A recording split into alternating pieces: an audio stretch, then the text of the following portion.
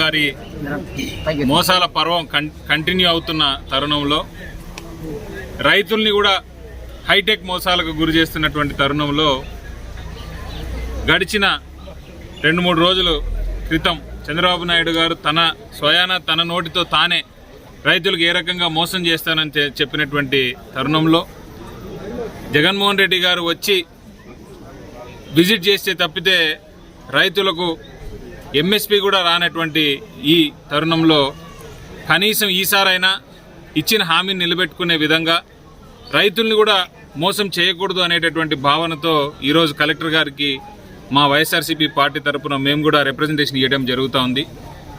చాలా వరకు గడిచిన ప్రభుత్వంలో ఇచ్చినటువంటి హామీల్ని తుంగలో తొక్కుతూ ఈ రైతు భరోసా ఏదైతే మేమిచ్చినామో దాంట్లో కూడా ఎన్నో ఆంక్షలు పెట్టి చాలామందికి రానికుండా కూడా చేస్తూ ఉన్నారు.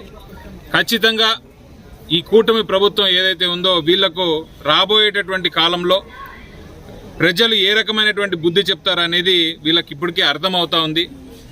మొన్న జరిగినటువంటి జగన్మోహన్ రెడ్డి గారి విజిట్ ఏదైతే ఉందో అది ఆయన వచ్చితే తప్పితే ఇక్కడ మ్యాంగో ఎంఎస్పీ కూడా రేటు కూడా లేనటువంటి పరిస్థితి కనిపిస్తూ ఉంది. కాబట్టి ఎటువంటి పరిస్థితుల్లో వైఎస్ఆర్సీపీ పార్టీ తరఫున మేము గలం విప్పడానికి ముందుంటాం. ఖచ్చితంగా రైతులకు న్యాయం జరిగే విధంగా మేము పోరాటం కూడా చేస్తామని తెలియజేస్తాం.